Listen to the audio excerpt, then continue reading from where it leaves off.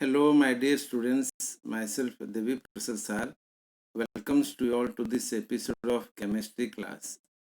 In this video, we will be learning about some of the important questions and answers, objective based, related to the chapter physical and chemical changes.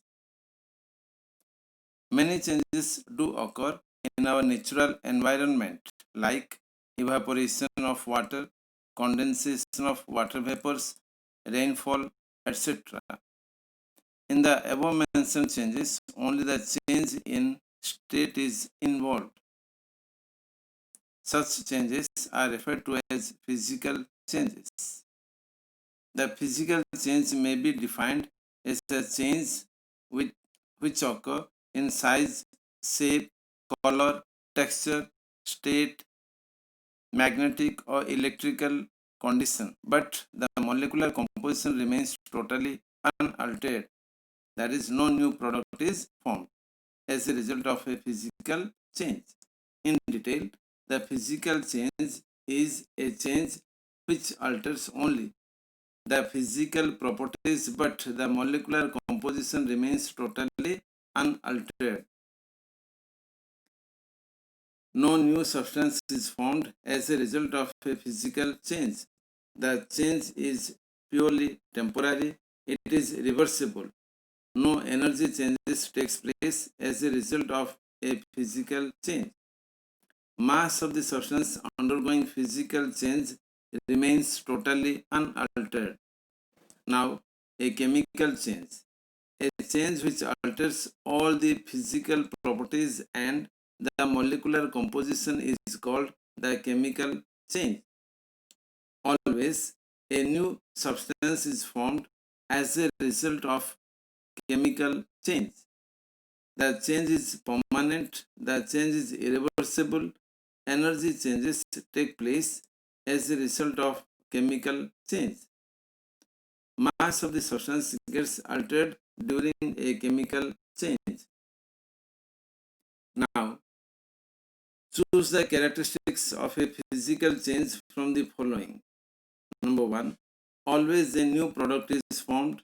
2, no energy change takes place. Third one, the change is permanent. Fourth one, the change is temporary. Fifth one, the change is irreversible. Change is reversible. Answer. Second one, no energy change takes place.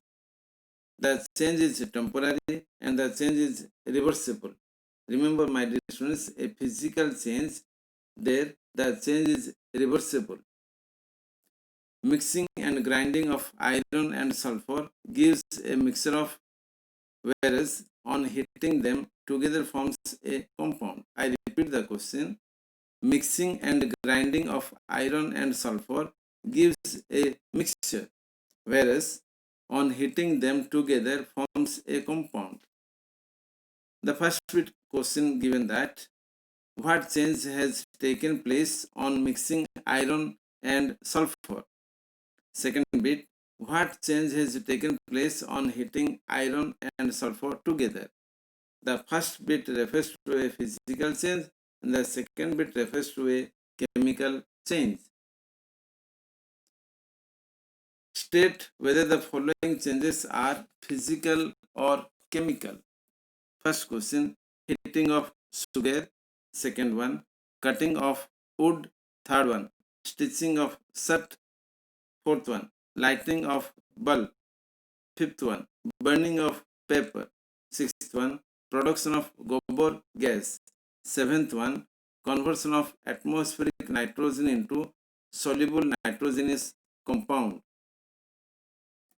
Eighth one, rusting of iron. Ninth one, digestion of food. And the 10th one, mastication of food. The answers are like this.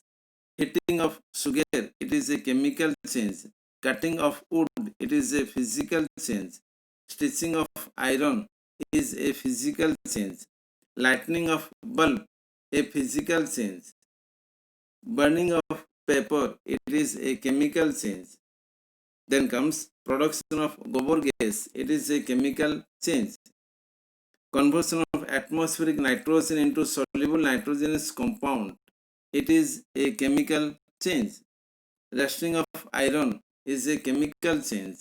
Digestion of food is a chemical change. And finally, mastication of food is a physical change.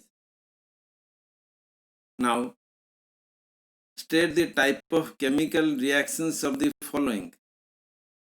Lead nitrate upon heating gives lead oxide, nitrogen dioxide, and oxygen. Carbon combines with oxygen to give carbon dioxide. Carbon monoxide combines with oxygen to give carbon dioxide. Copper carbonate upon heating gives copper oxide and carbon dioxide.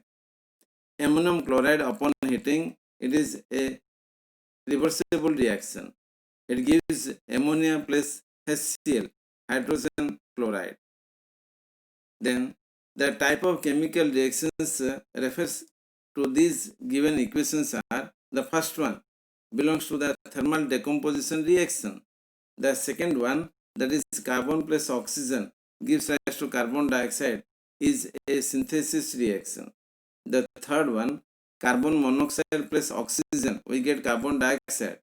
It is an example of direct combination reaction. Fourth one, copper carbonate upon heating gives copper oxide plus carbon dioxide. It is an example of thermal decomposition.